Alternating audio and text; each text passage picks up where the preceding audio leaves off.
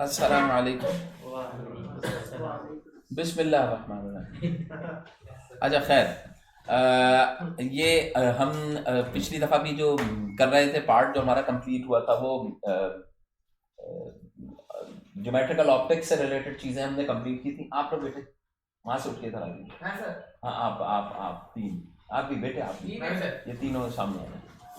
तो हमने geometrical optics जो है वो हमने पिछली दफ़ा देखा था, और ज्योमेट्रिकल ऑप्टिक्स से रिलेटेड जो क्वेश्चंस थे वो ऑलमोस्ट हमने कर लिए थे। तो अभी जो चीज़ हम देखने के लिए जा रहे हैं वो करंट इलेक्ट्रिसिटी चैप्टर है। इलेक्ट्रोस्टैटिक्स हम दरमियान में सभी स्किप कर रहे हैं, लेकिन जैसे ये कंप्लीट होगा इसके एमसीक्यूज के बाद मैं फिर उस तरफ चला जाऊंगा कि इलेक्ट्रोस्टैटिक का हम दे चुके हैं, ज़्यादा इंपॉर्टेंट ये है तो उसको। तो इसमें सबसे पहले आ रहा है डिफाइन ओम्स लॉ। इलेक्ट्रोस्टैटिक्स में क्या आ रहा है? पहले define ohms law and write down its formula. तो बताइए, ओम्स लॉ को डिफाइन करने के लिए जाऊंगा तो इसकी डेफिनेशन लिखनी है। और ओम्स लॉ क्या कहता है कि voltage varies directly with current. Voltage varies directly with current. तो वोल्टेज और करंट, एक मिनट, अस्सलाम वालेकुम। अल्लाह का करम है यार दोस्त, मैं इस वक्त अभी क्लास में हूँ, बच्चों को पढ़ा रहा हूँ, मैं इससे फारिग होता हूँ तो बताओ। अच्छा भाई, तो क्या कहा मैंने? Ohm's law, V is direct proportional to R। तो ओम्स लॉ की स्टेटमेंट कुछ अगर आपको याद हो कि द पोटेंशियल अक्रॉस, आप कैसे लिखते थे ओम्स लॉ को? Potential across resistor, potential across resistor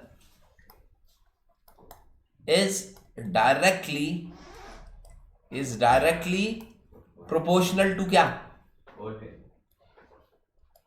हाँ मेरा बेटा, is directly, देखिए, directly proportional to the current। कौन सा करंट? जो उस रेजिस्टर से क्या हो रहा? पास हो रहा। Current passing through that resistor, passing through that resistor. अच्छा, इसका मतलब ये हुआ कि ये तो आ गई इसकी स्टेटमेंट। अब साथ ही साथ आपने लिमिटेशन लिखनी है। इफ एंड ओनली इफ क्या हो? लिमिटेशन में क्या है? If resistance remains same. और आप जानते हैं कि रेजिस्टेंस सेम कब तक रहेगी? उसकी लिमिटेशन थी। अब देखें, ये तो आ गई स्टेटमेंट। अब देखें, स्टेट एनी टू फैक्टर, और इसकी मैथमेटिकल इक्वेशन क्या होगी? V is proportional to I। और आगे आप इसको फर्दर सॉल्व कर सकते हैं। V is equal to I, constant R आ जाएगा, तो V is equal to I R result आ जाएगा। तो ये मैथमेटिकल इक्वेशन आ गई। Draw and write down its formula, तो फॉर्मूला भी आ गया। अब दूसरा क्वेश्चन कह रहे हैं state any two factors on which resistance of a conductor depends. कोई दो फैक्टर बताओ जिसके ऊपर R डिपेंड करती है। तो आप जानते हैं कि R is directly proportional to length, more length more resistance, less length less resistance, and inversely proportional to क्या होता है? Cross sectional area. अब आप ये बता सकते हैं कि ऐसे एक कंडक्टर ड्रॉ कर दें, इसकी लेंथ L कर दें, और ये कंडक्टर ऐसे ड्रॉ करें और इसकी क्रॉस सेक्शनल एरिया जो है इसको किससे रिप्रेजेंट करते हैं? A से। बस ये चीज भी लिख दोगे ना तो दैट इज एनफ। लेकिन चूंकि इन्होंने कहा है स्टेट है, नहीं तो स्टेटमेंट देनी है, तो बेहतर यह है कि आप क्या लिखें कि resistance of a conductor varies directly with its length and resistance of the conductor varies inversely with the its cross sectional area। ठीक है, तो ये समझ गए? एक एक नंबर के दोनों। आगे क्या कह रहा है? टू रेजिस्टर ऑफ 18 ओम्स, दो रेजिस्टेंसेस हैं, एक 18 ओम का, एक 36 ओम का, 13 ओम। अब दो रेजिस्टेंसेस हैं तो या तो सीरीज या पैरेलल में लगाए गए होंगे। तो देखो, कनेक्टेड इन, लो भाई बना लो। पैरेलल का मतलब क्या है? एक रेजिस्टर ये है, दूसरा रजिस्टर ये है, और दोनों को आपने कनेक्ट कर दिया। कैसे? पैरेलल कनेक्ट कर दिया। इसको पॉजिटिव कर दिया, इसको नेगेटिव। कनेक्टेड, एक कितना है? 18 ओम का है, और दूसरा 36 ओम्स का। Now it is connected with a source of battery, कितना है? 24 वोल्ट। तो तुम ये जानते हो कि यहां से करंट जो जाएगा I ट्रेवल करेगा, वो I यहां तक जाने के बाद तो डिस्ट्रीब्यूट हो जाएगा, ऊपर चला जाएगा I1 और नीचे आ जाएगा क्या चीज? I2। लेकिन वोल्टेज जो होगा potential 24, that remains the same for both the conductor. यानी कि इसके ऊपर भी यहां पे डिफरेंस ऑफ पोटेंशियल कितना आ रहा होगा? 24। ये आपने शायद प्रैक्टिकल कर लिया हो। और यहां पर भी पोटेंशियल डिफरेंस कितना आ रहा होगा? 24 वोल्ट। तो दोनों तरफ पोटेंशियल्स क्या है? सेम। अब आपसे क्या कह रहे हैं, place in a series, read the total current passing. आपको टोटल करंट बताना है कितना पास हो रहा, कि यहां से करंट सर्किटरी में कितना निकलेगा। तो आप तो बहुत सारी चीजें बता सकते हैं। तो अब मैं एक, यानी कि इस सर्किट में कितना करंट फ्लो करेगा। अब यहां से मैं कहता हूं कि सर्किट में से निकलेगा कितना करंट, तो इसका मतलब क्या है, ये दोनों रेजिस्टेंसेस उस करंट को क्या करेंगी, ड्रॉ करेंगी, खींचेंगी, निकालेंगी उस बैटरी में से। समझ रहे हो? अब ये मुझे बताइए कि जो करंट इसमें से ड्रॉ होगा उसको अगर मैं निकालने के लिए जाऊं, तो टोटल करंट फ्रॉम बैटरी मुझे मालूम करना है। तो आपके पास इक्वेशन फॉर्मूला क्या होता है, V is equal to I R. I का मतलब क्या हो गया, total current is equal to V upon R. V का मतलब क्या हो गया, टोटल वोल्टेज, और R क्या हो गया, टोटल रेजिस्टेंस। तो बताओ, टोटल वोल्टेज तो मेरे पास है 24, लेकिन टोटल रेजिस्टेंस अभी नहीं है। तो मैं सबसे पहले क्या करूंगा, टोटल रेजिस्टेंस निकालूं। अभी बताइए, इसके अंदर टोटल रेजिस्टेंस पैरेलल के अंदर है, तो पैरेलल में क्या होता था, 1 upon R is equal to 1 upon R one plus, यानी कि आर जो था वो किसका होता था, R1 R2 over R1 plus R2। आपको याद है कि मैंने बताया था। तो अब आप ये बताइए, R1 किसके बराबर है, 18 multiply by 36 divide by 18 plus 36। तो अब आप जब आप ऐड मल्टीप्लाई ऐड करेंगे तो क्या आ जाएगा, देखो भाई करके, 36 मल्टीप्लाई बाय 18 इज इक्वल, और 18 36 कितना होता है, 18 प्लस 36 54। ये आंसर आया, कितना आंसर आया, 12। अब इसका मतलब क्या हो गया कि इसका आंसर आ गया 12। इसका आंसर कितना आ गया, 12। तो रेजिस्टेंस R जो है वो कितने ओम्स के बराबर आ गई, 12 ओम्स। बताइए रेजिस्टेंस बढ़ी कम हुई, कम हुई। रेजिस्टेंस कम क्यों हुई, क्योंकि पैरेलल के अंदर रेजिस्टेंस खुद ही बखुद क्या हो जाती है, डिक्रीज हो जाती है। यानी कि जो मिनिमम 18 था, यहां पे देखिए मिनिमम कितनी रेजिस्टेंस थी, 18। आपके पास इक्विवेलेंट रेजिस्टेंस उस 18 से भी क्या आ रही है, कम। लेकिन ये equivalent resistance total resistance of the circuitry आ गई। अब मैं वैल्यूज पुट करूंगा, यहां पे क्या रखूंगा, 12। तो बाय कम 12 24, तो 2 करंट है, तो यूनिट क्या होगी, एम्पेयर। तो जो करंट यहां से मूव करेगा वो कितने एम्पेयर होगा, 2 एम्पेयर। अब फर्दर आगे की चीजें अगर आपसे पूछी जाए, तो बताओ drop of potential on first resistor कितना होगा, 24। सेकंड पे भी कितना होगा, 24। अब ये बताइए कि अगर मैंने I1 फाइंड आउट करना है, क्या चीज, यानी कि करंट ऊपर कितना जा रहा है, तो ये 2 ओम्स में से 2 एम्पेयर में से ही ऊपर जाएगा ना कुछ। टोटल यहां से कितना चला था, 2। यहां तक पहुंचने के बाद कुछ ऊपर चला गया, कुछ नीचे आ गया, तो 2 ही स्प्लिट हुआ होगा ना। अब देखिए इसका जो स्प्लिट हुआ है 2, उसको चेक करने के लिए अब आप क्या करेंगे, अगर मुझे I1 चाहिए ऊपर वाला करंट, तो I is equal to V1 upon R1 हो जाएगा। यानी कि वोल्टेज एट रेजिस्टर R1 और रेजिस्टेंस ऑफ R1। तो बताइए वोल्टेज एट R1 वही 24 ही रहेगा। मैंने बताया था यहां पे पोटेंशियल कितना है, 24, सेम वोल्टेज होगा। V2 भी कितना है, वही 24 वोल्ट। तो बताइए V1 की जगह 24 है, डिवाइड बाय R1 किसके बराबर है, 18। तो अब आप डिवाइड करो, 24 डिवाइड बाय 18,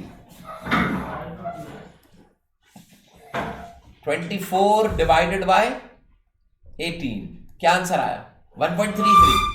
आंसर कितना आया, 1.33 एम्पियर। इसका मतलब क्या है, 2 एम्पियर में से ऊपर कितना चला गया, 1.33।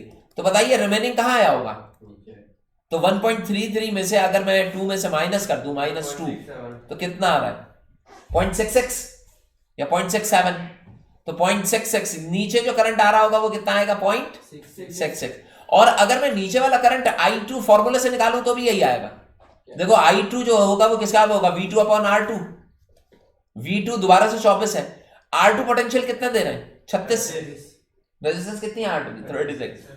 तो 24 ओवर 36, देखिए भाई 24 ओवर 36, 24 डिवाइडेड बाय 36, देखिए भाई 0.66 आना चाहिए, आ रहा है। तो चाहे माइनस करके ले लो, चाहे डायरेक्टली कैलकुलेट करके। तो इस क्वेश्चन के अंदर ये current passing through resistor R1 and R2 भी पूछा जा सकता था, तो वो आपने सेपरेटली यहां पर कैलकुलेट कर लिए। टोटल करंट आ गया, ये तो पूछा गया था, ये पहले रजिस्टर में से, और ये जो अभी आपने कैलकुलेट किया 0.66 ये दूसरे रजिस्टर में। समझ गए, मुश्किल हो गई। अब इस क्वेश्चन को शॉर्ट क्वेश्चन इस वजह से कहा जाएगा क्योंकि छोटा सा पार्ट है, सिर्फ टोटल करंट बताना है। लेकिन अगर टोटल करंट के साथ इंडिविजुअल रेजिस्टर्स के करंट भी पूछ दिया जाए तो क्वेश्चन बढ़ जाएगा। क्वेश्चन बढ़ने का मतलब क्या है कि अब ये पूरा फुल फ्लैश एक क्वेश्चन बन सकता है ईआरक्यू में, अभी सीआरक्यू था, लेकिन फाइनल एग्जाम में सीआरक्यू से हटा दिए गए हैं ये। इसका मतलब क्या है कि अब सिर्फ ईआरक्यू है, तो क्या लॉन्ग ही क्वेश्चन देंगे वो, ये नहीं आएंगे, ये छोटा नहीं आएगा, इसमें सारी चीजें पूछ ली जाएगी, अलग अलग करके पूछ सकते, सब कुछ पूछ लिया जाएगा, अलग अलग करके पूछेंगे, लेकिन पूछेंगे सभी कुछ। अब देखो, state Ohm's law and write the value of R in it. Ohm's law state तो अभी मैंने आपको बता दिया था कि कैसे स्टेट करते हैं, ठीक है। इस ओम्स लॉ की स्टेटमेंट क्या थी कि voltage varies directly with the current passing through that resistor if resistance of the conductor remains the same और कांस्टेंट। अब ये कह रहे हैं find the value of R. ये करंट है आई और ये वोल्टेज है, ये अब आपने प्रैक्टिकल में भी किया था। ये आई है और ये क्या है वी। तो बताइए ओम्स रेजिस्टेंस आर किसका होगी, वी अपॉन आई। तो अब बताइए वी अपॉन आई का मतलब क्या है, 2 अपॉन 0.5। कितना आंसर आएगा 4। 2 को 0.5 से डिवाइड करेंगे तो क्या आंसर आएगा 4 ना, छोटा हो गया ना वी अपॉन आई, समझ रहे। इसका आंसर क्या आ जाएगा वी अपॉन आई, यानी कि 2 डिवाइडेड बाय 0.5। तो आंसर क्या देगा, अब यहां पे देखें 4 डिवाइडेड बाय 1 क्या आंसर आया। अच्छा यहां पे आएगा 6 डिवाइडेड बाय 1.5 4 ही आ रहा है। और यहां पे करें 8 डिवाइडेड बाय 2 तो इसका मतलब क्या है, रेजिस्टेंस क्या रही है थ्रू आउट कांस्टेंट। तो इसका मतलब क्या है कि क्या ये कंडक्टर ओम्स लॉ को फॉलो कर रहा है, यस। ओम्स लॉ का मतलब क्या है कि रेजिस्टेंस रिमेन्स द सेम और कांस्टेंट और unchange, that is not going to be change. समझ गए। अगला देखिए, समझ में आई बात बेटा। आपने ऊपर क्या करना था, आपने and write the value of R सिर्फ लिखनी है। अगर आप इसको फर्दर एक्सप्लेनेशन या कंक्लूजन की तरफ जाएं तो ये टेबल क्या शो कर रहा है, एप्लीकेबल है। ओम लॉ एप्लीकेबल होने का मतलब क्या है कि if we make the graph between V and I we will get a straight line, we will get a straight. अब ये बताओ पूरी 4 4 4 4 आ रही है तो लाइन वी और आई के दरमियान में जब ड्रॉ करूंगा तो मेरे पास एक सीधी लाइन आएगी ऐसे। अच्छा अब मुझे एक और बात बताओ, यहां पे 4 होता आंसर, यहां पे चेंज हो गया आंसर 6 हो जाता, यहां पे आंसर चेंज होके 10 हो जाता और यहां पे 15 हो जाता। अभी बताइए क्या ओम्स लॉ को फॉलो किया जा रहा है। जब ओम्स लॉ फॉलो नहीं हुआ तो इसका मतलब क्या है, रेजिस्टेंस बढ़ रही है कम हो रही है, तुम्हें क्या नजर आ रही है, यहां पे जो रेजिस्टेंस है ये आपको बढ़ती हुई नजर आ रही है कम होती हुई, बढ़ती हुई दिखाई दे रही है। अगर रेजिस्टेंस बढ़ रही है, करंट फ्लो कर रहा है, अगर मैं रेजिस्टेंस बढ़ाने लगूं तो करंट बढ़ेगा कम होगा, बोलो करंट कम होगा। रेजिस्टेंस करंट के साथ इनवर्सली होती है, रेजिस्टेंस बढ़ाऊंगा तो amount of flow of current क्या हो जाएगा और रेजिस्टेंस कम करूंगा तो फ्लो ऑफ करंट क्या हो जाएगा। अब यहां पे बताओ करंट बढ़ रहा है कम हो रहा है, कम हो रहा है। अगर मुझसे कहा जाए इसका ग्राफ कैसे बनेगा, अगर मुझे ये कहा जाए कि भाई इसका ग्राफ हम कैसे बनाएं तो बताओ करंट बढ़ेगा कम होगा, ये वी हो गया और ये आई। तो बताइए जो मैं लाइन ड्रॉ करने के लिए जाऊंगा बताइए वो करंट की तरफ जानी चाहिए, करंट से अवे हो जानी चाहिए, अवे।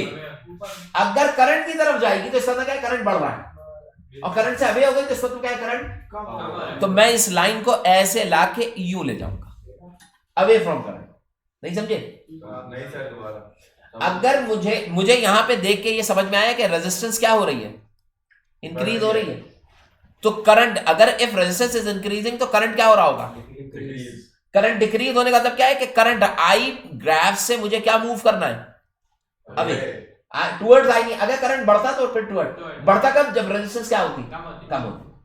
अभी यहां पे रेजिस्टेंस 4 से 2 हो जाती, 2 से 1 हो जाती, 1 से 0.5 हो जाती, तो इसका मतलब क्या है कि current resistance decreasing, current increasing, तो ग्राफ करंट की तरफ मुड़ना चाहिए था, नहीं समझे। चाहे करंट एक्स एक्सिस पे हो चाहे वाई पे, इससे कोई गर्ज नहीं मुझे। अगर मैं यहां पर इसको मिटा के उल्टा बना देता, इसको मैं क्या कर देता, इसको मैं वी कर देता और इसको मैं क्या कर देता आई। अब इस सूरत में आपको ग्राफ जो था इस वाले केस में आपको देख रहे हैं रेजिस्टेंस बढ़ रही है कम हो रही है, बढ़ रही है, तो करंट क्या हो रहा होगा, कम। तो ये देखिए इससे अवे मूव करना है, तो इससे अवे का मतलब क्या है, ऐसे जाओगे, समझ रहे हो, समझ में आई बात।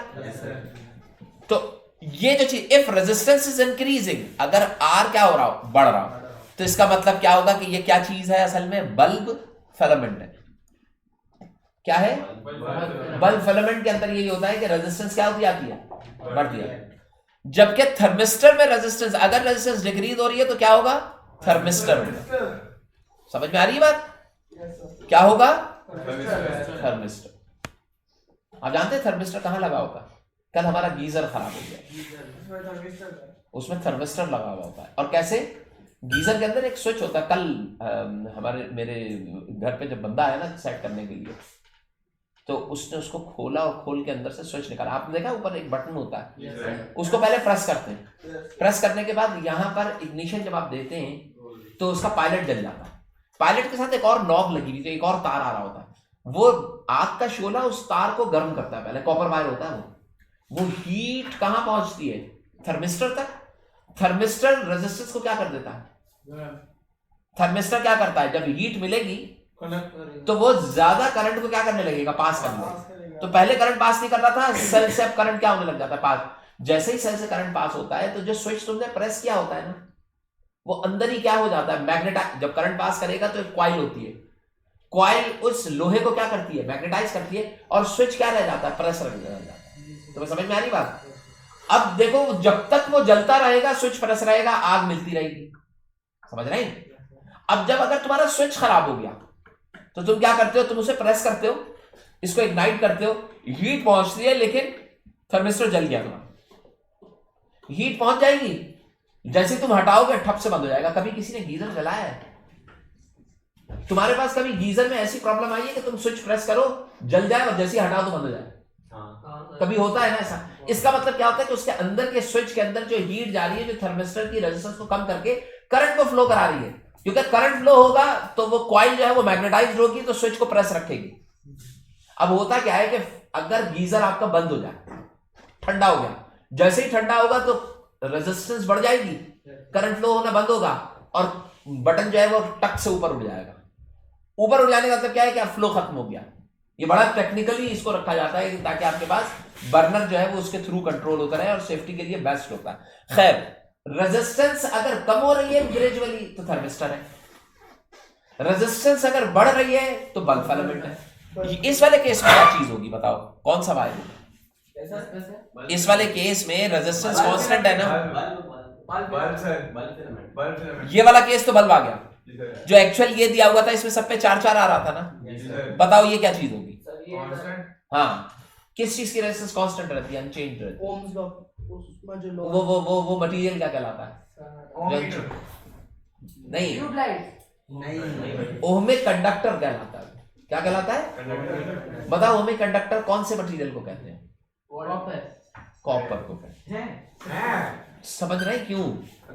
इस वजह से कि देखिए सुने, जब मैं किसी तार में से करंट को पास करता हूं तो हीट अप होता है, तो उसकी रेजिस्टेंस सुने, उसकी रेजिस्टेंस क्या होती जाती है, बढ़ती जाती है। फिर से सुने क्या कह रहा हूं, जब किसी कंडक्टर को हीट अप करते हैं तो उसकी रेजिस्टेंस क्या होती जाती है, बढ़ती जाती है। लेकिन कॉपर एक ऐसा सब्सटेंस है, जब मैं उसमें से करंट पास करता हूं तो वो हीट अप नहीं हो पाता। नहीं करोगे, वो हीट अप ऐसा से नहीं होता है कि वो कंडक्शन उसकी ज्यादा होती है, वो करंट को पूरे का पूरा पास कर देता है और हीट में ट्रांसफॉर्म बहुत कम करता है। तो तभी घर में कॉपर वायर यूज कर रहे होते हैं ताकि उसकी रेजिस्टेंस क्या हो, कम से कम हो, मिनिमम। ओम्स लॉ के अंदर अगर रेजिस्टेंस कांस्टेंट है तो इसका मतलब क्या है, आर कांस्टेंट होगा, उसकी कंडक्शन क्या होनी चाहिए, मैक्सिमम होनी चाहिए। और ये वो मटेरियल जो होगा, कंडक्शन उसकी मैक्सिमम और मटेरियल उमूमन कौन सा होगा, कॉपर। यानी कि मुझे ऐसा मटेरियल लेना होगा जिसकी कंडक्शन ज्यादा और रेजिस्टेंस क्या हो, कम हो।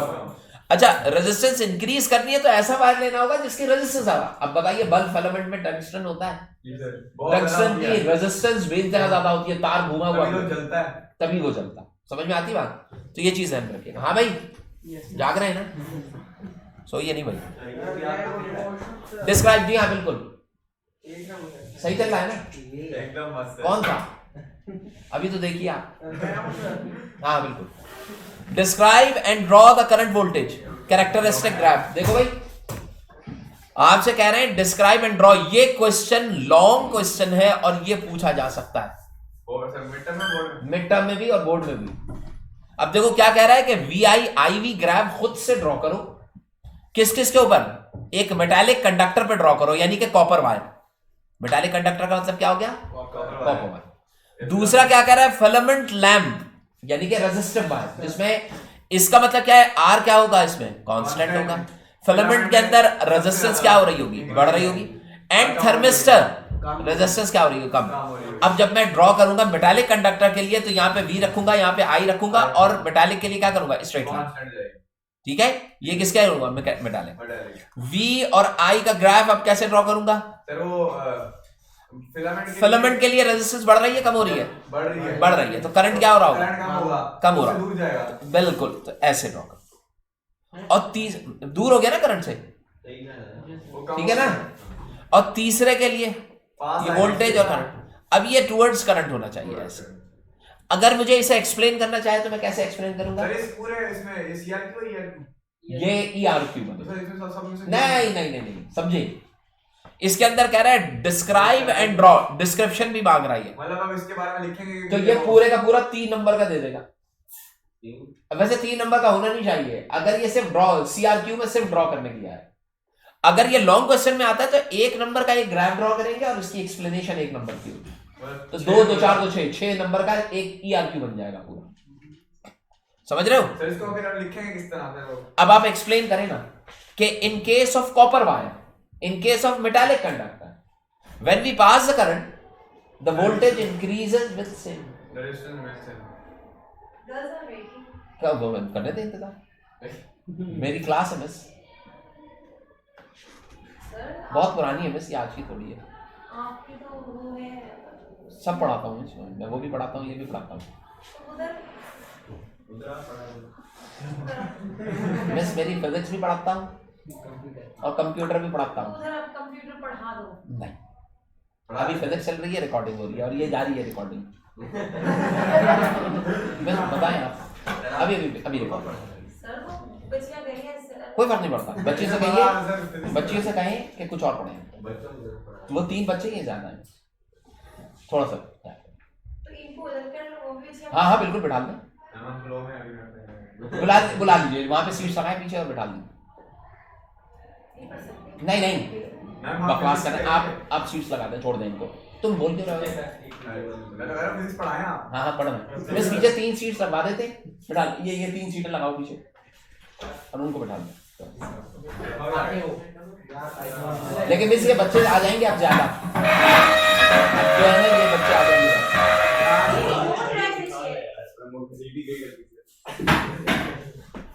बैठ जाए जल्दी।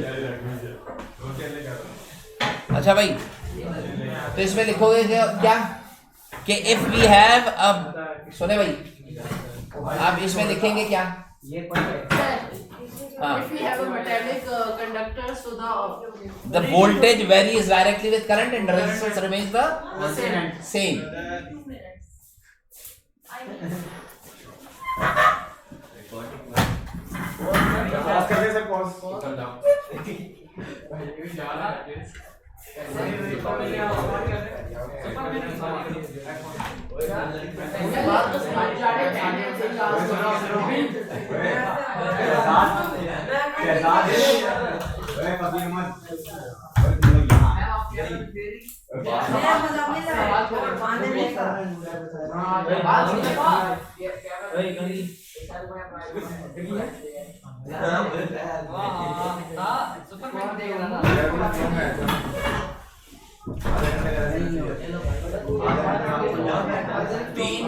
अच्छा भाई, पहले ग्राफ को जैसे ये बता रहा था, ये सही है कि in case of metallic conductor resistance remains the same, it shows कि we will get a straight line.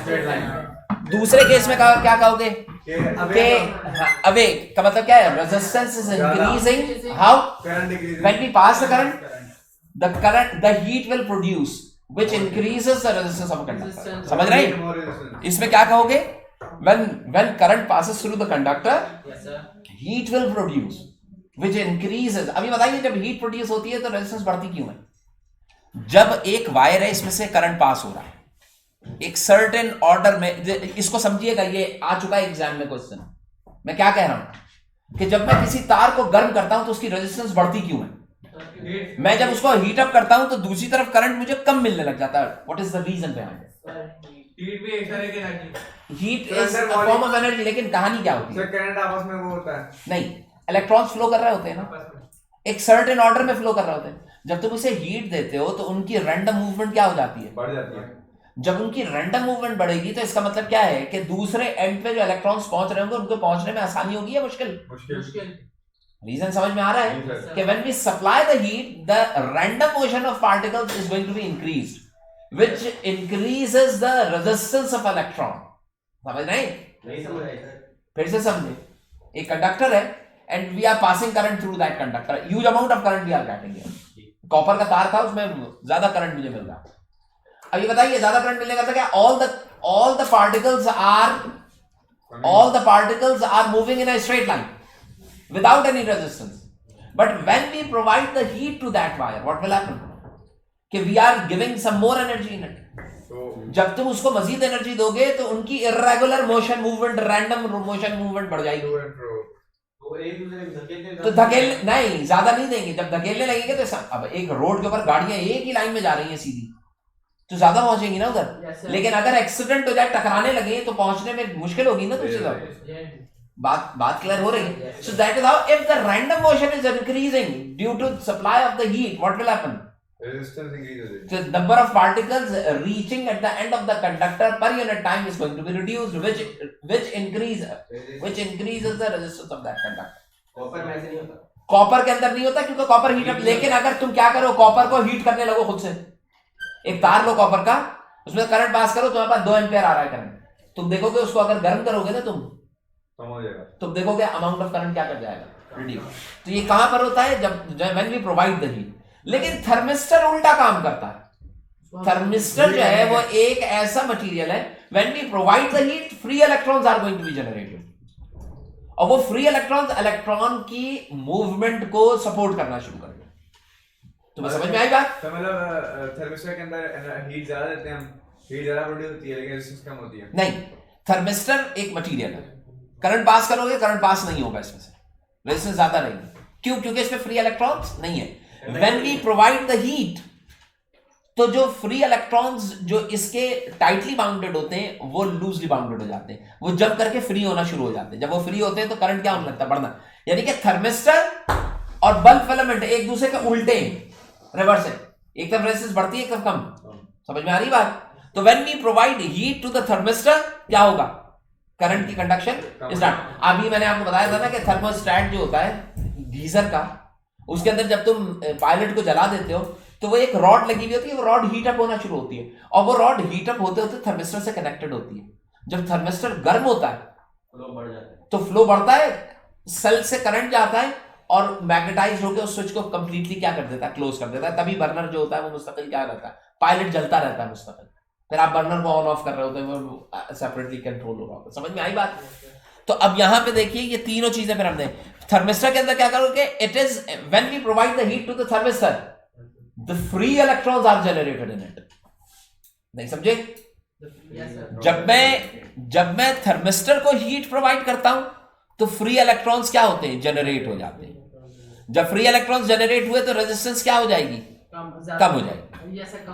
और बल्ब फिलामेंट के लिए जब आप इसको हीट प्रोवाइड करेंगे तो रैंडम मोशन, तभी सही है। अगर आराम से सुकून से बैठ जाओ, अगर नहीं है तो फिर आप जा सकते हैं, कोई मसला नहीं है। ये रिकॉर्डेड है, रिकॉर्डिंग हो रही है, बाद में देख लीजिएगा, कोई मसला नहीं है। अगर जाना चाहते तो चले। समझ में आ गई बात क्लियर हुई? तो ये तीनों चीजें थर्मिस्टर के अंदर फ्री इलेक्ट्रॉन्स जनरेट होते हैं। अब ये मुझे बताइए कि जब मैं फिलामेंट बल्ब को जला रहा होता हूं तो उसको जब मैं हीट करता हूं तो उसमें फ्री इलेक्ट्रॉन्स क्यों नहीं जनरेट? क्योंकि उसमें पहले से मौजूद होते हैं बहुत सारे। अब क्या होता है, जब बहुत सारे मौजूद हो ना, तुम हीट अप करोगे तो हो सकता है इक्का दुक्का जनरेट हो, लेकिन जो तुम हीट करते हो तो जनरेट होते हैं उनको मारना शुरू कर देते हो। आपकी बात समझ में आ रही है कि उससे जब आप हीट प्रोवाइड करते हैं तो जो जा भी रहे होते हैं वो भी बिगड़ जाते हैं। तो इस वजह से रेजिस्टेंस क्या होती है? बढ़ने, और अमाउंट ऑफ करंट क्या हो जाता है? रिड्यूस। लेकिन जो मेटालिक कंडक्टर होता है उसके अंदर we are not providing any heat, वो हीट अप होता ही नहीं। इसका मतलब क्या है कि we will get a straight line in that case. Sir तो अगला जो हमें कांस्टेंट होता है उसके अंदर इलेक्ट्रॉन फ्लो भी कांस्टेंट रहता है। कांस्टेंट रहता है, इसका मतलब क्या है, रेजिस्टेंस वेरिएट नहीं करती, उसमें करंट भी सेम होगा और सेम होगा, वोल्टेज भी कांस्टेंट ही रहेगा। तभी तो अगर मैं वोल्टेज बढ़ाता हूं तो उसी रेट पे करंट भी बढ़ जाएगा, तो resistance remains the same ratio. देखो भाई नेक्स्ट, हाँ इंसुलेटर जो है उसमें भी फिर ऐसे हीट करने पे वो बढ़ जाते हैं। बढ़ना, लेकिन इंसुलेटर वो चीज नहीं होती। ये काम सेमीकंडक्टर के अंदर तो हो जाता है, लेकिन सेमीकंडक्टर से नीचे आओगे तो इंसुलेटर बनता है। इंसुलेटर में वो कैपेबिलिटी नहीं होती, वो फ्री इलेक्ट्रॉन्स रिमूव ही नहीं हो पाते, या फ्री इलेक्ट्रॉन्स की तादाद इतनी नहीं होती जो अंदर बन पाए। रिमूव नहीं सर, हम हीट दें तो आप हीट, होता क्या है सेमीकंडक्टर के अंदर, सेमीकंडक्टर इंसुलेटर दो अलग अलग मटेरियल है। सेमीकंडक्टर के अंदर क्या होता है कि जब तुम हीट देते हो तो फ्री इलेक्ट्रॉन्स जनरेट होने की कैपेबिलिटी होती है, लेकिन जब तुम इंसुलेटर को हीट अप करते हो तो उसमें फ्री इलेक्ट्रॉन्स को बहुत ज्यादा एनर्जी चाहिए होती है, क्या करने के लिए, सेपरेट होने के लिए। और जब तुम उतनी ज्यादा एनर्जी, तो समझो कि वो मटेरियल ही जला देते हो तो वो बचता ही नहीं। प्लास्टिक को आप कितना हीट करेंगे, आपके बात समझ में आ रही है? अच्छा भाई ये देखो, according to the safety measures arrange the given point so that the fuse can protect and fuse किसके लिए होता है, एक इलेक्ट्रिकल डिवाइस है, ये पढ़ाया था मैंने। ये पंखा है, पंखे को चलाने के लिए ये इसका लाइव वायर है और यहां से आ रहा है आपके पास न्यूट्रल, ऐसे ही था। तो फ्यूज कहां लगाते थे हमेशा, लाइव वायर में। अब होता क्या था, फ्यूज वर्क कैसे करता था, प्रोटेक्शन कैसे होती थी, इसमें पहले ह्यूज अमाउंट ऑफ करंट आता था। जब वो इस रेट से एक्सीड करता था तो ये जो फ्यूज था ये मेल्ट होता था, यानी कि पहले क्या हो जाता था, ये पहले ये हीट अप होता था और फिर क्या कर जाता था, मेल्ट। तो उसकी वजह से फिर डिवाइस जो थी वो क्या हो जाती थी, प्रोटेक्ट। अब इन्होंने ये तीन चीजें लिखी है, फ्यूज वायर, हीट अप, दूसरा क्या लिखा है, circuit is broken so the current stops, और तीसरा क्या लिखा है, करंट बिकम टू हाई। अब ये बताइए कि ये कह रहे हैं इनको सर्टेन ऑर्डर में अरेंज करें। सबसे पहले क्या होता है, सर्किट में अमाउंट ऑफ करंट सबसे पहले क्या होता है, बढ़ता है। तो इसका मतलब क्या है, करंट बिकम टू हाई पहले नंबर पे आएगा, यानी कि पहले सर्किट में करंट क्या हो जाता है, बढ़ता है। अब बताइए जब करंट बढ़ेगा तो हीट अप होती है, तो वायर क्या होगी, हीट अप, और फिर तीसरे नंबर पे सर्किट ब्रोक रहता है। समझ गए। तो इसके अंदर जस्ट इनको ऑर्डर में रिप्रेजेंट करना था, बस कहानी खत्म। तो ये पेपर 2 है, पेपर 2 का CRQ है, कंस्ट्रक्टिव तो रिस्पॉन्स। बस इसको सिर्फ हमें लिखना होगा, बस सिर्फ ऑर्डर में लिखना है, बस और कुछ नहीं। अब ये देखिए, ये मैंने समझाया था आपको, ये तीन तरह के फेजेस होते हैं। देखिए ये स्विच है, जैसे ये है ना स्विच, इसको यहां से खोल दें तो नॉब्स इसके आगे होती है ना। देखिए एक नॉब इसमें से निकल के आई भी आगे, एक नॉब इसमें से निकल के आई भी आगे, तुम्हें समझ में आ रही बात, जी सर। और एक नॉब इसमें से निकल के आई भी आगे। तो देखिए तीन नॉब्स हो गई ना ऐसे, समझ में आ रही बात। जी सर। इसमें सबसे ऊपर वाली नॉब, ये वाली नॉब, ये अर्थ होती है। ये अर्थ वायर। तो बताओ अर्थ वायर, ये देख रहे हैं, ये ग्रीन कलर के अंदर होता है, इन्होंने अब कलर नहीं मेंशन किया यहाँ पर, ये ग्रीन कलर में ये अर्थ वायर है। ये देखिए ये लाइव वायर है, क्या है, लाइव वायर। देखो ये लिखा हुआ है इसने लाइव वायर, देखिए ये इसने अर्थ वायर यहाँ पे मेंशन किया हुआ है। तुम्हें समझ में आ रही बात। अगर मैं इसको हटा दूं तो ये देखिए आप, यहाँ पे क्या दिया हुआ है इसने, ये वाली वायर अर्थ वायर है, ये वाली वायर जो है ये लाइव वायर है। और देखिए लाइव वायर पे क्या दिया हुआ है इसने, फ्यूज। लाइव वायर पे क्या दिया है, फ्यूज। ये जो नॉब मैंने यहां से निकाली है ना, ये यहां से नहीं निकली हुई है, ये नॉब इधर से नहीं निकली है। देखें ये लाइव वायर आया, लाइव वायर पे क्या आया, फ्यूज, और यहां से ये नॉब बाहर गई हुई है, ये वाली नॉब यहां से बाहर गई हुई है, और ये ऊपर वाली नॉब यहां से बाहर गई हुई है। मतलब वो करंट फ्यूज से होता हुआ, तो ये करंट फ्यूज से होता हुआ नीचे आ रहा है। अब ये बताइए कि अगर शॉर्ट सर्किट हो और इसके अंदर अगर ह्यूज अमाउंट ऑफ करंट आ जाए तो ये फ्यूज क्या हो जाएगा, उड़ जाएगा, और आपकी डिवाइस क्या रहेगी, प्रोटेक्ट रहेगी।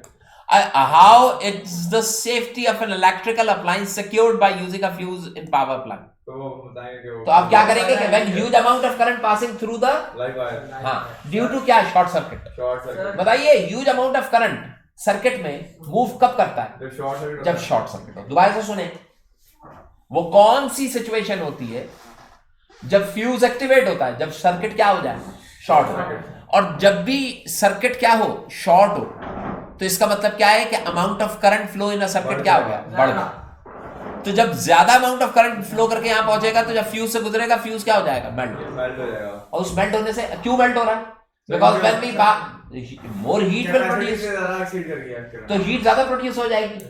जब हीट ज्यादा प्रोड्यूस होगी तो उस हीट की वजह से वो फ्यूज क्या कर जाएगा, और सर्किट को क्या कर देगा, वो ब्रेक कर देगा, जिसकी वजह से क्या होगा, ये device will be protected from, हाँ एक्सेस। सर ये न्यूट्रल वायर का काम है। न्यूट्रल वायर ये वाला, ये न्यूट्रल वायर, ये न्यूट्रल वायर बैक पैसेज के लिए दिया जाता है। लाइव वायर का पोटेंशियल जो होता है वो हाई होता है, हाई पोटेंशियल, और न्यूट्रल वायर का पोटेंशियल क्या होता है, लो। जब मैं पंखा चलाना हो मुझे, तो मैं क्या करता हूं, पंखे का एक वायर लाइव से कनेक्ट करता हूं और दूसरे वायर को कहां से कनेक्ट करता हूं, न्यूट्रल से। तो न्यूट्रल मुझे जब, भाई देखिए, जब एक बॉल को छोड़ते हैं आप ऊपर से, तो वो नीचे, क्योंकि ऊपर पोटेंशियल हाई है, नीचे पोटेंशियल क्या है, लो, तो वो खुद से मूव करती है ना हाई से लो की तरफ। तो इसका मतलब क्या है कि दो कनेक्शंस होते हैं, एक न्यूट्रल वायर लो कनेक्शन दे रहा होता, तो इलेक्ट्रॉन खुद से हाई से कहां पहुंच जाएंगे। अगर ये लो नहीं हो, यहां से तार टूट जाए, ये यहां से वायर क्या हो गया, डिस्कनेक्ट हो गया, तो तुम देखोगे कि पंखा भी क्या हो जाएगा, रुक जाएगा। क्यों सर, वो तो करंट यूटिलाइज, देखिए करंट यहां से गया, अंदर पहुंचा, लेकिन मुझे ये बताइए कि इसको फ्लो कराने के लिए ड्रेनिंग सिस्टम होना चाहिए ना, ड्रेनेज। तुम ये चीज समझो कि तुम्हारे किचन में एक टैंक लगा हुआ, टंकी, तुम उसका पानी खोलते हो और बर्तन धो रहे हो, जो बर्तन धुल रहा है उसका पानी ड्रेन आउट भी हो रहा है, अचानक नाली बंद हो जाए तो बर्तन धोते रहोगे, गधे हैं आप अगर ऐसा करेंगे, आप डूब के मर जाएंगे। ओ भाई, जैसे ही नाली बंद होगी और पानी भरना शुरू होगा, आप फौरन काम रोक देंगे अपना। क्यों? क्योंकि ये जो साइकिल है ना, ये पूरा कंप्लीट कब होता है, जब दोनों चीजें, जो सप्लाई प्रोवाइड किया रहा है वो भी हो और जो उसको अटेन कर रहा है वो भी मौजूद हो। अब मैंने अगर इसको क्रॉस कर दिया तो इसका मतलब क्या है कि इलेक्ट्रॉन यहीं पे रुक जाएंगे, सारे चार्जेस फ्लो करने, पंखा करंट यूज नहीं करेगा, नहीं, वहां पे स्टॉप कर जाएंगे। इसका मतलब यह है कि अगर इसका पोटेंशियल 220 वोल्ट है और यहां से तार तुमने तोड़ दिया, यहां से तार आपने तोड़ दिया, तोड़ने का मतलब क्या हुआ कि वायर अब आ गया इस शक्ल में, ए यूं हो गया वायर, ये ब्रेक हो गया ना वायर। अब बताइए, यहां से पोटेंशियल 220 था तो इधर भी 220, इधर भी 220, इधर भी 220, इधर भी 220 और इधर भी 220, उधर कैसे नेगेटिव तो नहीं मिला ना इसे, पंखा चल कैसे रहा है, नहीं चल रहा, कहाँ चल रहा है? नहीं ये डिस्कनेक्ट हो गया ना। देखो कनेक्ट करते हैं हम, अभी कनेक्ट था, पहले कनेक्ट था तो चल रहा था, तो यहां पे पोटेंशियल क्या था, 0। लेकिन जैसे ही तुमने हटाया इसे तो इसका पोटेंशियल यहां नहीं मिला ना, तो इसका मतलब क्या, इसका तो मिल रहा है ना, तो इसका भी पोटेंशियल क्या हो जाएगा, 220। अब बताइए, यहां पर भी 220, यहां पर भी 220, तो क्या चार्जेस फ्लो कर पाएंगे? नहीं, सेम पोटेंशियल पे तो चार्जेस फ्लो नहीं करते ना, तो यहीं पे क्या हो जाएगा, स्टक हो जाएगा। आगे चले, नहीं मुझे जरूरत पड़नी चाहिए, नहीं बिल्कुल भी नहीं, ये कंप्लीट कर लेना। हाँ कहिए, अच्छा, if the rating of the fuse shown in the given diagram 12 ampere, अगर अभी जो ऊपर डायग्राम दिखी थी उसमें फ्यूज की रेटिंग 12 एम्पियर है, यानी कि उस फ्यूज के ऊपर लिखा कितना है, 12 एम्पियर। तो इसका मतलब क्या है, 12 एम्पियर से कम की चीजों को तो ऑपरेट कर लेगा, 12 से ज्यादा हुई तो उनको क्या कर जाएगा, जला देगा। आई बताए, एंड इट इज वर्किंग किसके ऊपर, 220 वोल्ट, वोल्टेज कितना दिया गया, 240 वोल्ट, और करंट कितना दिया जा रहा है, 12 एम्पियर, वी और आई। देन कैलकुलेट द पावर, तो बताइए पावर ऑफ फ्यूज क्या है। तो आपके पास पावर का फॉर्मूला क्या होता है, V मल्टीप्लाई बाय आई। रट्टा मार ले भाई, V multiply by, V upon नहीं, वो रेजिस्टेंस होती है। हम किसकी बात कर रहे हैं, power is the product of voltage and current. तो बताइए वोल्टेज कितना है, 240, और मल्टीप्लाई बाय करंट कितना है, 12। तो ये इसको 240 मल्टीप्लाई बाय 12 कीजिए, 240 मल्टीप्लाई बाय 12, 288। क्या कहने यार, तुम तो चीते आते हैं यार, 288 वॉट, ठीक है भाई। तो ये आपके पास क्या आ गया, इसका आंसर आ गया, सही। यही चीज यहां पे पूछी थी इन्होंने। आगे चलिए, देखिए वही सेम क्वेश्चन रिपीट हो रहा है 18 में। क्या करें, state the function of earth wire. यहाँ पे क्या बताओ, अर्थ वायर का क्या फंक्शन होगा, सर वो ग्राउंड करती है, ग्राउंड कर दिया। अब ये बताइए इलेक्ट्रॉन्स को ग्राउंड कब करेगी, अभी बताइए उसकी बॉडी पे चार्जेस डिपॉजिट कब होंगे, जब वायर टोन आउट हो, फटे, उसकी जैकेट जो है वो उखड़ जाए, वायर जो है वो वोन आउट हो जाए, ओपन हो जाए, समझ रहे।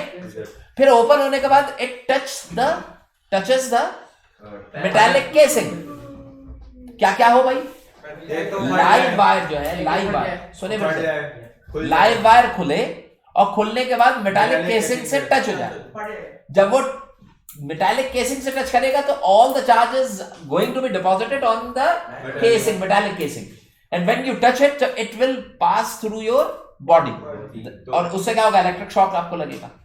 तो उसकी प्रिवेंटेशन के लिए क्या कीजिएगा कि वी विल यूज, कि वी विल कनेक्ट दिस। अब मसलन यहाँ पे ये एक इक्विपमेंट है, एक ये इक्विपमेंट था, ठीक है, ये इक्विपमेंट के 2 वायर हैं, ये आपके पास पॉजिटिव चल रहा था और यहां से आपके पास न्यूट्रल आ रहा था, लेकिन ये जो पॉजिटिव था ये यहां से टर्न आउट होकर इसकी बॉडी से कनेक्ट हो गया, तो ये पूरी बॉडी 220 वोल्ट के ऊपर आ गई, प्लस हो गई। अब अगर आप यहां खड़े हैं और आप इसको टच करते हैं तो आपकी बॉडी के थ्रू ये 220 क्या होंगे, ग्राउंड होंगे, तो आपको शॉक लगेगा। तो उससे बचने के लिए हम क्या करते हैं कि there is a earth wire, मैं इस अर्थ वायर को इसी तार के अंदर डाल के यहां ले जाके इसकी बॉडी से क्या कर देता हूं, कनेक्ट कर देता हूं। अब क्या होगा कि अगर 220 वोल्ट इसके ऊपर आए भी तो वो उन तमाम चार्जेस को इस अर्थ के थ्रू क्या कर देगी, ग्राउंड। तो ये बॉडी जो होगी वो आपकी क्या रहेगी, हमेशा न्यूट्रल, टच होने के बाद भी क्या रहेगी, neutral. So that is how we can, we are not saving the object here, we are not saving the device, हाँ खुद को ही, अपनी सेफ्टी के लिए आप क्या कर रहे हैं यहां पे आप। तो अर्थ वायर जो होता है वो ह्यूमन सेफ्टी, अपनी सेफ्टी के लिए होता है, ह्यूमन सेफ्टी, जबकि आपके पास ये फ्यूज जो होता है वो डिवाइस सेफ्टी के लिए होता है। समझ रहे हैं? तो इन्होंने यहां पे यही चीज पूछी हुई है, describe the working of a fuse in the power plug. तो अब आप जब ये लिख रहे होंगे ना अर्थ वायर, तो ये चीज मेंशन करेंगे कि किसकी सेफ्टी के लिए, और यहां पे जब आप फ्यूज मेंशन कर रहे होंगे तो आप लिखेंगे कि it is safety for electrical devices. What would happen when one touches the power plug when wait hand. अच्छा भाई, अगर हम गीले हाथ से पावर प्लग को टच करते हैं तो आपको क्यों करंट लगता है? जब आप खुश्क हाथ से टच करते हैं तो करंट नहीं लगता। नहीं, water is a good conductor, लेकिन एक चीज और भी नहीं, फिर से सुनिए मैं क्या कह रहा हूं। जब बरसात हो चुकी होती है तो स्विच से आप पंखा चलाने भी लगे तो आपको करंट लगता है। अंधे हैं आप, गधे, कहा जरा जाइएगा पानी स्विच को भिगोइएगा पहले, या खुद भी भीग जाइएगा, और फिर आप जरा, ये तो बहुत मुश्किल काम कर रहे हैं। अगले दिन बारिश में नहाए, बारिश तो नहीं होने जा रही ना, इन्हें फिर असल में नहाना पड़ेगा। अच्छा सुने, आप जब उसको टच करेंगे ना तो आपको उसकी रीजन सिंपल सा, ये चीज दिमाग में बिठाइए कि मुझे बरसात के अंदर अगर आपको करंट लग रहा है, सबर तो करो ना। देखिए, human body is a good conductor of electricity, ठीक है ना, लेकिन अगर ह्यूमन बॉडी वेटी कंडीशन के अंदर आ जाती है, अगर आपका जिस्म या आप खुद भीगे हुए हैं, तो इसका मतलब क्या है कि आपके अपने बॉडी की, सुन रहे हैं, आपके बॉडी की रेजिस्टेंस थाउजेंड्स ऑफ ओम्स जो होती है वो रिड्यूस हो जाती है। आपके बात समझ में आ रही है? यानी कि आपका हाथ खुश्क है तो हाथ की रेजिस्टेंस बहुत ज्यादा है, तो करंट फ्लो नहीं होगा। लेकिन अगर मैंने हाथ को भिगो दिया तो रेजिस्टेंस इतनी कम हो गई है कि वो अर्थ की तरफ नहीं जाएगा, वो पूरे का पूरा तुम्हारे हाथ से गुजर रहा हो। भाई देखिए, अर्थ वायर के ऊपर वो उस वक्त जाएगा, अर्थ वायर से, जब वहां पे रेजिस्टेंस उसको कम मिले। लेकिन जब आपका हाथ भीगा हुआ होगा, if your hand is wet with water, what will happen? Your internal resistance of your body is going to be reduced. Sir इसका मतलब है कि अगर हाथ गीले हुए तो आपको फ्यूज और वो भी नहीं जा सकता, कुछ नहीं हो जा सकता। और बंदा भाई, ये बड़ी खतरनाक चीज होती है। ये उमूमन आपने देखा होगा कि लोग जो होते हैं ज्यादातर, अच्छा आपने ये भी सुना होगा कि ज्यादातर लोगों की जो अमवात होती है ना, इसके अंदर ये छोटी मोटी चीजों से नहीं होती। जहां पर करंट ज्यादा ड्रॉ हो रहा होता है वहां पर इस्त्री होती है। उमूमन लोग जो होते हैं ना, वो इस्त्री करते हुए या ये जो मोटर होती है, अब मोटर के करीब लोगों को मोस्टली जिनको करंट लगता है वो नहीं बच पा रहे होते। रीजन क्या होता है? खवातीन जो होती है वो, उनको करंट इस वजह से लगता है कि उमूमन वो फर्श की धुलाई की जाती है, जिसकी वजह से पाँव जो होते हैं वो भीग जाते हैं। अब जब पाँव भीग गए तो इसका मतलब क्या, उनकी बॉडी जो है ना वो कंप्लीटली एक स्ट्रॉन्ग कंडक्टिंग मटेरियल बन चुका है। कॉपर में से भी इतना करंट नहीं गुजर सकता जितना आपकी बॉडी से गुजर सकता है। तो इसका मतलब क्या है कि अगर आप वहां पे कॉपर रखा हुआ है और हाथ लगा रहे हैं तो करंट तो ये जज करता है कि मुझे रेजिस्टेंस ऑफर कहां से कम हो रही है, वो हमारे तरफ- वो आपकी बॉडी से जाएगा, फिर वो कॉपर वायर में से नहीं जाएगा। समझ में आती बात? सर सर मतलब चिपक ही जाते हैं। चिपकता है इस वजह से कि जब करंट उसमें से गुजर रहा होता है तो ये फ्लक्चुएटिंग करंट होता है। फ्लक्चुएटिंग पॉजिटिव नेगेटिव में आप अट्रैक्ट हो रहे होते हैं, नेगेटिव पॉजिटिव में क्या होते हैं, आप रिपेल होते हैं। तो आप चिपकते नहीं है, आप वाइब्रेट कर रहे होते हैं, आप दूर जाते हैं फिर आगे जाते हैं फिर दूर जाते हैं। जब आपको करंट लगता है तो आपका हाथ वाइब्रेट करता है, और कार्टून्स में नहीं दिखाते वाइब्रेशन। हाँ, वो जो उठ जाता है। तो जो वाइब्रेशन होती है वो to and fro motion of electrons को शो कर रही होती है, ये ध्यान में रखिएगा। अच्छा भाई, खत्म नहीं हुआ है अभी? हाँ खत्म। पानी ले अंदर आपके लिए। सर